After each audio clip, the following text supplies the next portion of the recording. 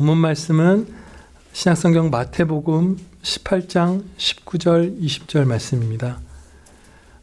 제가 이 두 절 말씀 봉독하겠습니다. 진실로 다시 너희에게 이르노니 너희 중에 두 사람이 땅에서 합심하여 무엇이든지 구하면 하늘에 계신 내 아버지께서 그들을 위하여 이루게 하시리라. 두세 사람이 내 이름으로 모인 곳에는 나도 그들 중에 있느니라. 아멘. 본문 말씀, 큰 은혜를 받는 기도 모임이라는 제목으로 하나님의 말씀 증거하도록 하겠습니다. 하나님께서는요, 자녀들에게 자비를 베풀기를 이제 계획하실 때 그 자비를 주시는 것에 앞서서 기도를 먼저 일으켜 주십니다. 그래서 기도의 응답으로서 많은 은혜들을 베풀어 주시기를 기뻐하신 것이에요. 그렇게 하시는 것은 우리에게 굉장한 은혜가 되는데, 우리가 하나님께 구하지 않고 하나님을 의지하지 않을 때 만약에 그 유익한 것들을 받았더라면 우리는 그것을 해롭게 사용하고 하나님을 오히려 더 의지하지 않는 자가 되고 그렇게 되었을 거예요.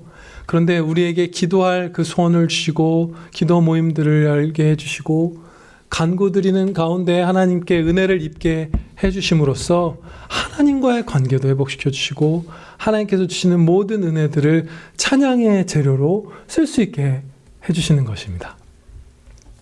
그런데 오늘 본문 말씀에서는 그런 복된 기도 중에서도 제일 복된 공동 기도에 대해서 하나님께서 가르쳐 주십니다.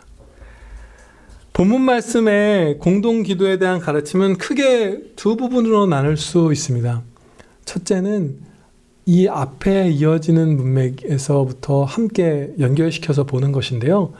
교회 안에서 행해지는 권징, 치리와 연관된 그 기도 모임으로서 이 19절, 20절 말씀을 보는 것이고요.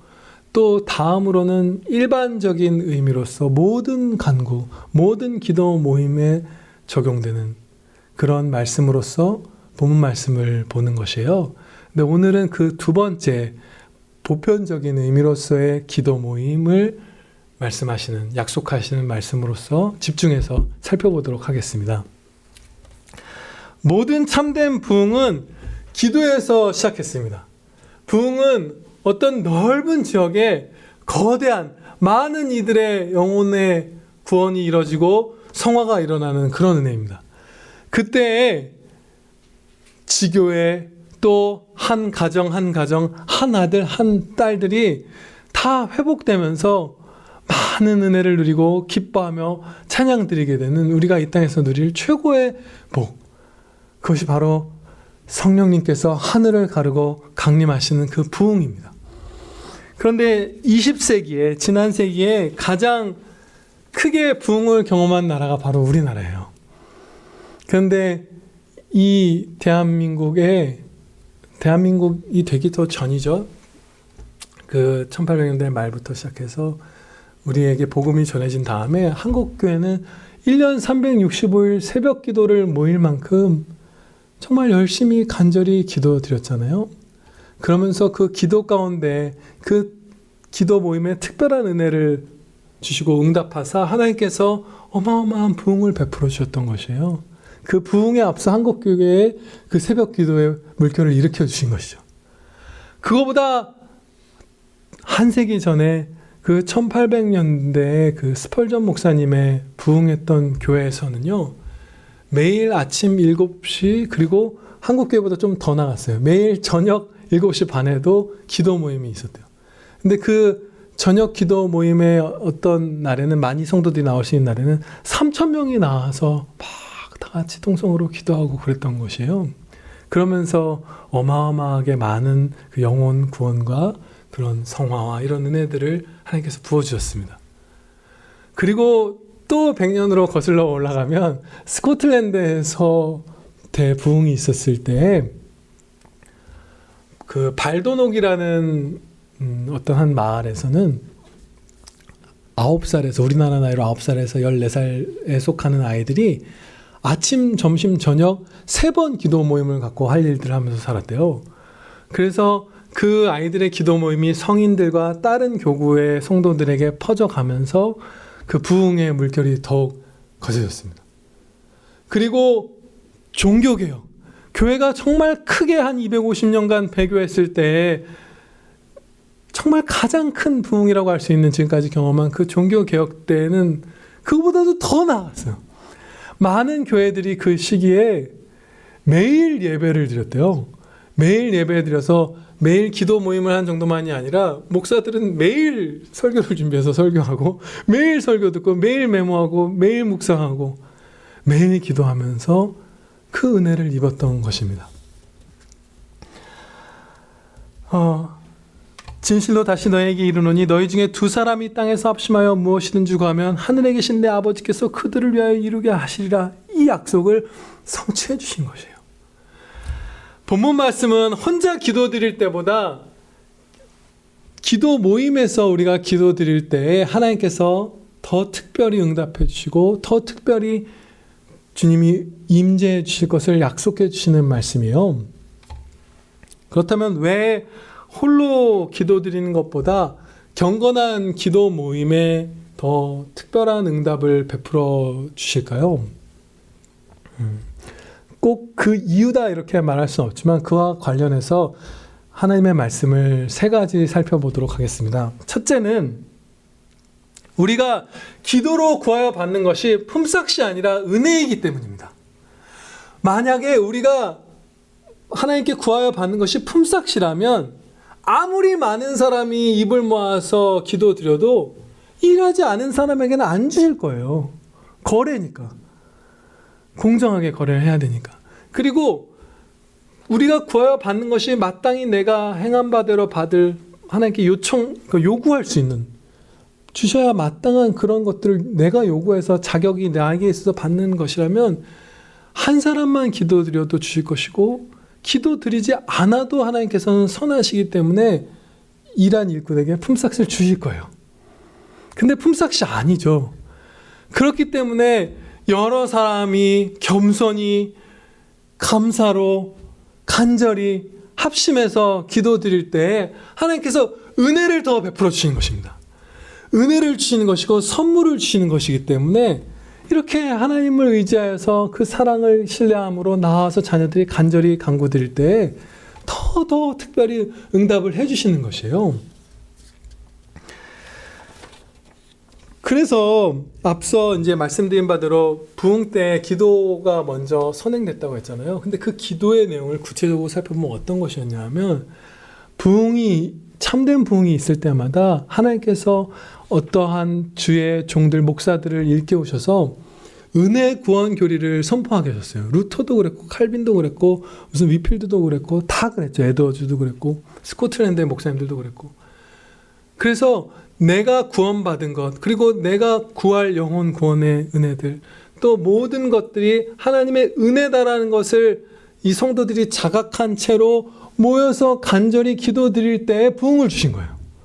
구하는 것이 은혜일 때, 은혜인 것을 자각할 때 하나님께서 은혜를 더욱더 베풀어 주시는 것입니다. 간절하게 모일 때 은혜를 주시는 것이에요. 다음으로는요. 모든 참된 기도에는 공적인 측면이 원래 있는데요. 그것이 회복된 모임이기 때문에 특별히 응답을 해주시는 것입니다. 원래 우리의 모든 간구에는 공적인 측면이 있어야 하는데 우리는 그 사실을 자주 잊어요. 내 건강, 내 성공, 내 평안, 내 감정, 내 필요 이런 모든 것들은 지극히 개인적인 것에서만 멈춰서는 것이 아니라 다른 형제, 다른 이웃들을 향한 사랑으로서 연결이 되어 있어야 돼요. 그런 목적을 다 갖고 있어야 해요. 왜냐하면 고린도전서 13장에서 사랑은 자기의 유익을 구하지 않는다고 말씀하셨잖아요. 그러면 무엇을 구하는가? 모두의 유익, 우리의 유익을 구하는 것이 사랑이잖아요. 그리고 하나님께서는 하나님을 사랑하고 이웃을 사랑하는 게 온 성경의 가르침의 총체라고 하셨잖아요. 그렇기 때문에 우리는 지극히 개인적인 것처럼 보이는 간구에도 공동체성을 갖고 이웃사랑을 향한 그 마음, 그 목적이 담겨 있어야 합니다. 마치 한 몸의 기관이 자신만을 위하는 경우가 없이 서로 돕는 것처럼 그리스도의 몸된 교회가 항상 형제 사랑, 또 나아가서는 이웃 사랑을 품고 있어야 하는 것이에요. 그럴 때 하나님께서 우리에게 은혜를 주신데 그 공동체성을 회복할 때 모든 기도 제목에서 우리가 일상에서도 좀 체험하는 것 같아요. 부모들이 이제 자녀들이 이렇게 있는데 한 자녀가 이렇게 뛰어와서 혼자서만 막 갖고 놀려고 갖고 싶은 거 있어서 이렇게 엄마 나 뭐 갖고 싶은 게 있는데 저만 좀 이것 좀 빨리 좀 사주세요. 뭐 이러면 뭐 사줄 수 있지만 이렇게 별로 마음이 통하지 않잖아요. 그런데 형제가 막 둘이 막 사이좋게 놀다가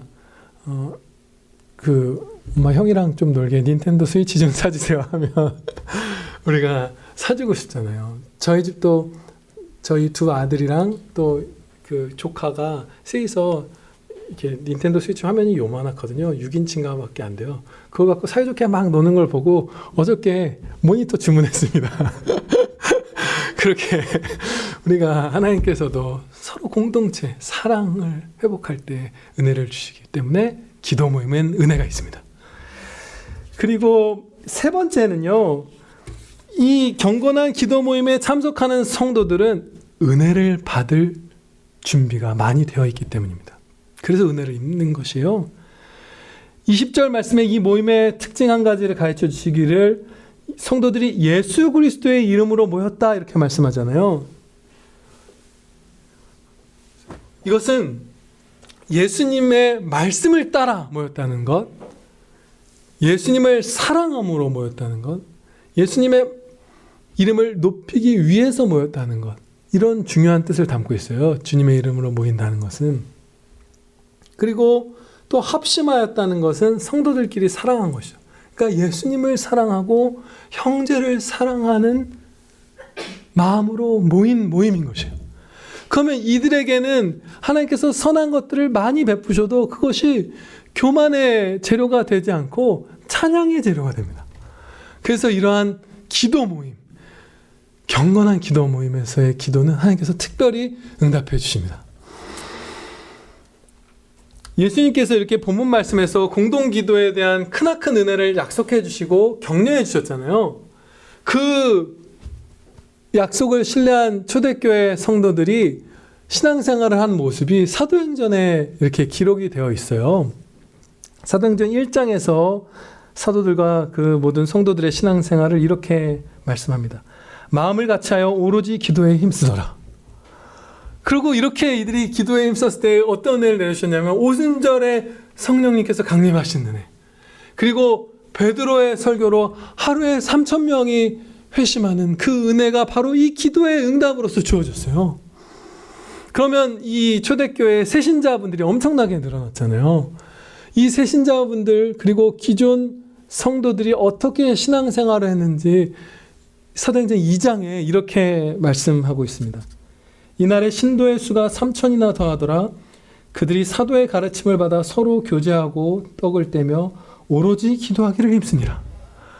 사도의 가르침을 받고 성찬을 하고 사랑하고 기도의 모임을 갖고, 이처럼 예수님께서 지상교회에 주신 최고의 명령인 영혼 구원 사역도 기도 모임의 응답으로서 하나님께서 베풀어 주셨고, 또 그렇게 구원받은 성도들이 성화를 이루어가며 구원의 완성으로 전진하는 그 은혜도 기도 모임에서의 기도에 대한 응답으로서 하나님께서 풍성히 주셨던 것이에요.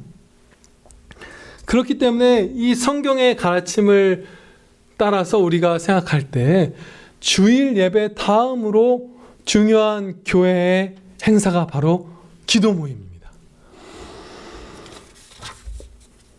본문 말씀과 이제 지금 살펴본 말씀들을 따라서 우리 안에 많은 기도 모임이 이제 생겨야 할 것이에요.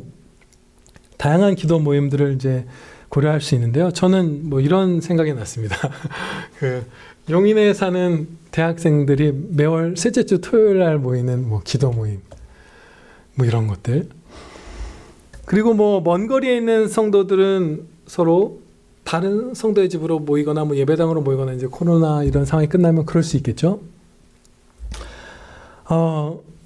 미국 퓨리탄 리폼드 신학교의 학장인 조엘 비키 목사님이라는 분이 있어요. 아주 신실한 분이에요. 이 퓨리탄 리폼드가 청교도 개혁주의 신학교라는 거죠. 완전히 우리랑 같은 신앙을 공유하는 목사님이죠. 근데 이분이 말하기를 한 지교회의 기도 모임을 이렇게 살펴보면 그 교회의 모습을 꽤 구체적으로 파악할 수 있다 이렇게 말했어요.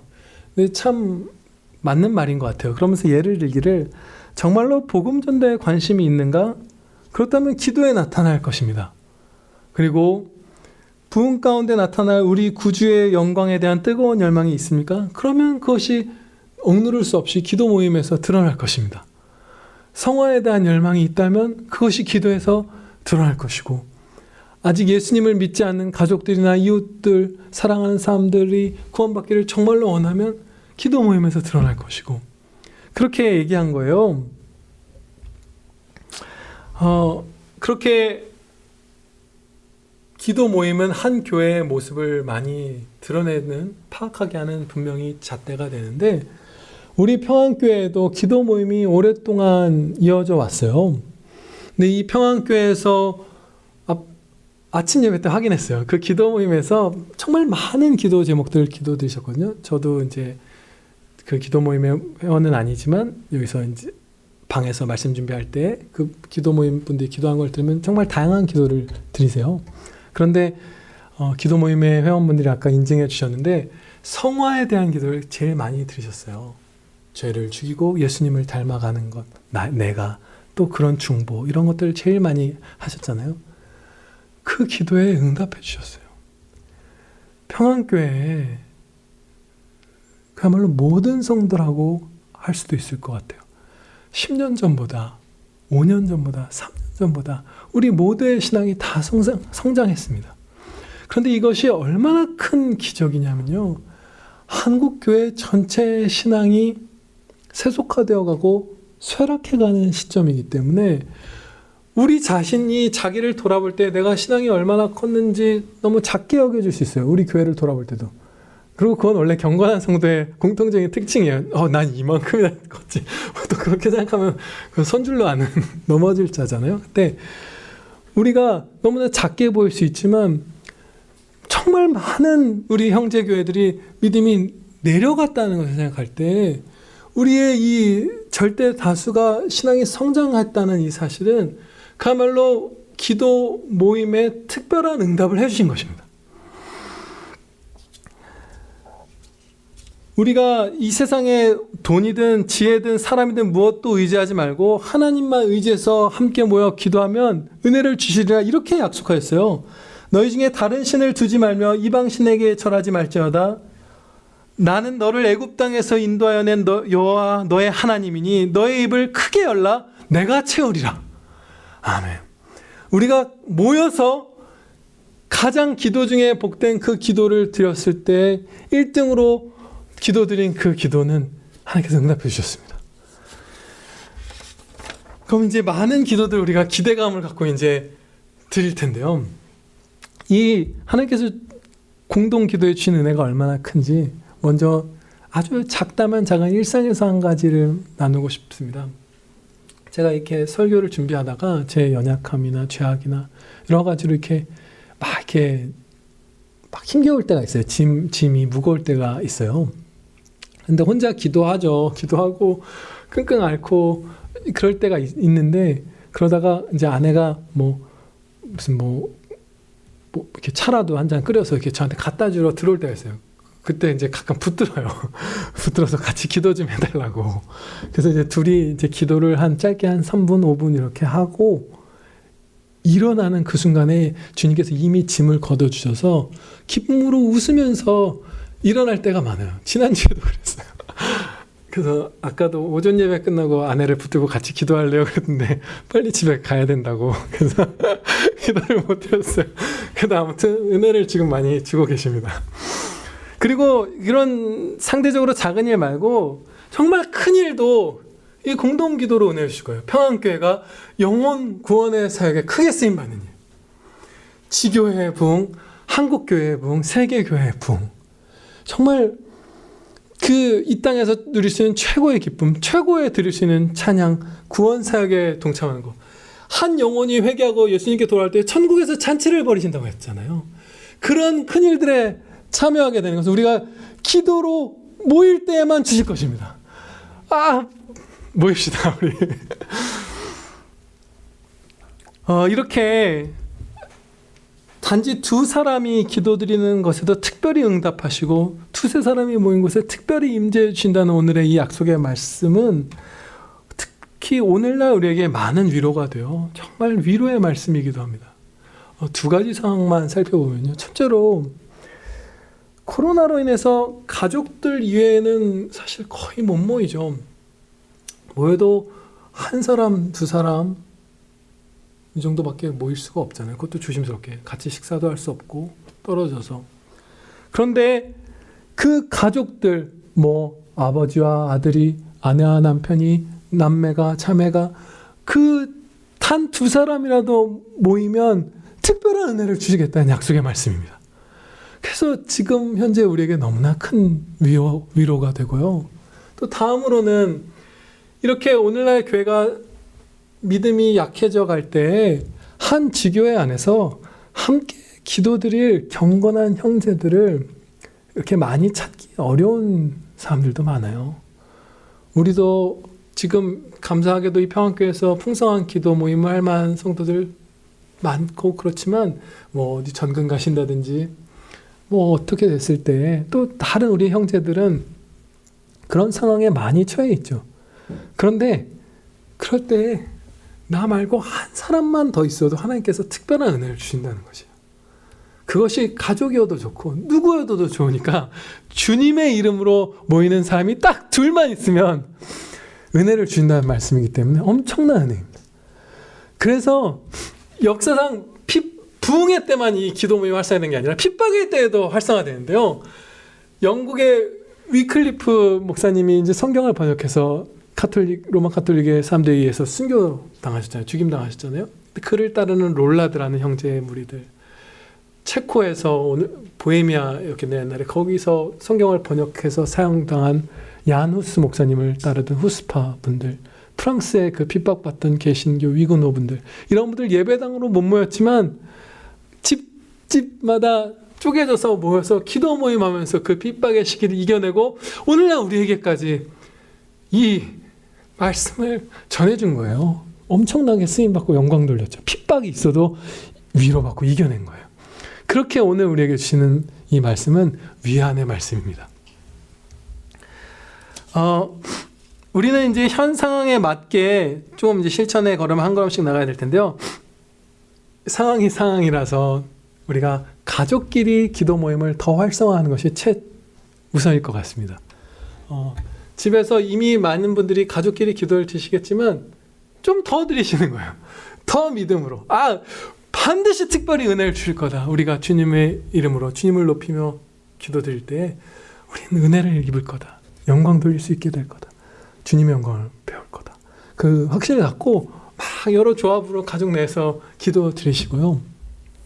또 집에 가족과 함께 기도를 드릴 수 있는 상황이 아닌 분들도 계실 거예요. 그러면 그런 분들은 그야말로 진짜 두 사람 아니면 세 사람 이렇게 모이세요. 그래서 창문 다 열고 마스크 다 쓰고 이렇게 방 안에 서로의 목소리는 들리지만 떨어진 상태에서 베란다까지 다 창문을 열고 기도드리면서 은혜 받는 것을 시작하시길 바랍니다.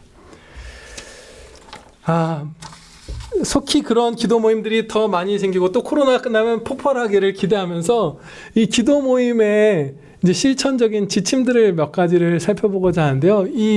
제가 오늘 말씀드릴 7개의 간략한 목록은 아까 잠깐 언급했던 그 조엘 비키 목사님이 막 이렇게 적어놓은 목록들에서 몇 가지를 추린 것이에요. 첫째로 기도 모임은 당회에서 감독을 해야 합니다. 당회란 목사님들과 장로님들의 모임이잖아요. 거기서 이렇게 감독을 해서 하나님의 말씀대로 이루어지도록, 사람의 감독을 받는 것이 아니라 하나님의 말씀을 맡은 자들이 하나님의 말씀을 따라 기도 모임이 이루어지도록 인도해야 하는 책임이 있는 것이죠. 그래서 당회에서 인도자를 세우기도 하고 세부적인 가이드라인 같은 것들을 정해주기도 해야 할 것입니다. 두 번째로는요, 자기 스스로 예수님을 믿는 신앙을 고백한 성도만이 참여해야 합니다. 예를 들어서 어린 자녀들 가운데 아직 자기의 신앙을 고백하지 않은 자녀들도 있고, 또 새로 교회로 이제 누군가의 손을 붙들고 나온 분들 중에 아직 자신의 믿음이 생기지 않은 분들도 있잖아요. 그런 분들은 이 공동 기도 모임에서 다른 성도들의 심령을 향해서 소리내어서 함께 기도하고 하는 그런 자리에는 사실은 적합하지 않습니다. 그래서 자신의 신앙을 고백한 사람들, 아직 입교하지 않았다 하더라도, 어린 성도라 하더라도 정말 회심한 성도라면 9살이든 8살이든 그런 성도들이 함께 모여서 기도드려야 할 것입니다. 세 번째로는 다양한 제목으로 기도드리고 한 기도를 너무 오래 기도드리지 않는 것이 바람직합니다. 이 조엘 비키 목사님은 5분 미만으로 하는 것이 좋다, 대부분 이렇게 말했어요. 근데 거의 합당한 것 같아요. 여러 이유가 있는데요. 예수님께서 기도할 때 이방인과 같이 중언부언하지 말라. 그들은 말을 많이 하여야 들으실 줄 생각하느니라. 이렇게 가르쳐 주셨잖아요. 그래서 기도가 너무 이렇게 막 같은 제목으로 길게 할 필요는 없고요. 또 다른 성경적 그 근거는 성경에 기록된 뭐 시편이나 구약 신약의 많은 성도들의 기도를 보면 기도 제목이 굉장히 한 편의 기도에 다양하게 들어있는 걸 볼 수 있어요. 분명히 하루 한 시점에 드린 기도인데 여러 기도 제목들을 막 감사드렸다가 위로를 구했다가 전도의 얘기를 했다가 무슨 원수들에 대한 하나님의 의가 드러나기를 간구드렸다가 막 왔다 갔다라고 하면 좀 그러네요. 전진하면서 종횡무진 하나님께서 성령님께서 인도해 주신 기도를 막 아뢰잖아요. 우리도 그렇게 다양한 기도 제목을 어느 정도 짧은 시간 안에 통성으로 기도하는 것이 보편적으로 합당할 것입니다. 또 바울처럼 다음으로는 구체적인 기도를 하려 해요. 바울은 뭐 내가 이렇게 너에게 언제 가기를 원하고 뭐 어떤 도움을 받기를 원하고 막 다 구체적으로 얘기하고 도움을 요청했잖아요. 기도의 합심을. 그런 것처럼 구체적으로 하나님께 기도드려야 하고요. 중보 기도를 할 때에는 그 성도의 이름을 반드시 불러야 할 것입니다. 네, 누구를 위해서. 그리고 기도 모임 안에서는요, 행하는 대화나 무슨 묵상의 말씀을 뭐 인도자가 선포할 수도 있겠죠. 뭐 그런 것들에서나 아니면 기도 가운데 선택하는 단어나 이런 모든 것들에서 어려운 말을 피하고요. 그냥 함께 하는 거니까 한 목소리로. 그리고 너무 뭐 질문을 한다거나 이렇게 논쟁적인 것들을 거기서 다루는 것은 적합하지 않은 것 같아요. 기도의 시간이 안 되고 막 이렇게 설명의 시간이 되거나 이럴 수 있잖아요. 그래서 누구나 다 알아들을 수 있는 말로 공감할 수 있는 그런 것들을 말하고 기도하는 것이 중요할 것이고요. 여섯 번째는 기도의 유창함을 하나님께서 보시고 응답해 주신 게 아니라 그 마음의 진실됨을, 겸손함을 보시잖아요. 그러니까 분명히 이 기도는 다른 사람과 내 기도가 막 서로가 듣게 되죠. 같이 함께 모여서 기도할 때는. 그러나 그 유창함이 없다고 해서 낙심할 필요 없고요. 진실되게 기도드리면 하나님께서 들어주십니다. 그러나 우리는 그 유창하다는 표현보다 뭐 좋은 게 없을까요? 더 아름다운, 더 성경적인 기도를 잘 드릴 수 있도록 노력해야 합니다. 저도 그 노력을 이제 조금 이제 시작을 해보는데요. 그 계기가 된 것이 이제 스펄전 목사님의 목회기도라는 책이 있어요. 그분의 기도만 막 듣고 싶어서라도 막 나온 성도들이 있었다고 할 만큼 기도가 은혜로웠대요. 막 영혼이 막 다 같이 하늘로 하나님께서 들어 올려주시는 것 같고. 그런데 여러분들도 수요 기도회와 오전, 오후 예배 때 그 스펄전 목사님이 드렸던 것 같은 일종의 목회 기도를 우리 평안교회는 집사님들이 드리고 계시는 것이에요. 많은 경우는 목사님들이 하는 기도죠. 그래서 그 책을 제가 여러분들에게 선물해 드리겠습니다. 우리가 그걸 보면서 기도의 훈련을 하고요. 그러나 능숙하지 않아도 마음을 봐주실 것입니다. 마지막 한 가지 실천적인 지침입니다. 통성으로 기도해야 합니다. 소리 내야 해요. 이 19절에 기록된 이 19절 말씀에 합심하여라는 단어는요, 숨포네오라는 헬라어예요. 같이 소리내다 이 뜻이에요. 막 소리내서 기도하는 거예요. 여기서 영어 심포니가 나왔대요. 심포네오, 심포니 비슷하죠. 그래서 같이 기도하는 거고, 그래서 옛날에 우리의 신실한 선배님들은 기도 합주회라고 그런 표현들을 많이 썼어요. 함께 하나님께 기도로 찬양을 드리는 그런 거예요. 소리 내어서. 사도행전 4장 24절에 공동기도의 모습을 이렇게 기록하고 있습니다. 그들이 듣고 한 마음으로 소리 높여 이르되, 한 마음으로 소리내서 막 기도하는 것입니다. 우리도 모여서 통성으로 주님의 이름으로 기도하면서 은혜 입고 영광 돌리시길 바랍니다. 기도 드시겠습니다. 아버지 하나님, 하나님의 자비하심이 너무나 크시옵나이다. 단지 두 사람, 두 자녀만 주님의 이름으로 모여도 특별히 그 자리에 함께하여 주시고 특별한 풍성한 은혜의 응답을 베풀어 주심을 감사합니다. 이것은 약속의 말씀입니다. 아버지, 저희가 하나님께 약속을 받았사오니 이 말씀 절대로 목숨 걸고 놓지 않고 붙들며 은혜 입고 영광 돌릴 수 있게 하여 주시옵소서. 예수 그리스도의 이름으로 기도하렵나이다. 아멘.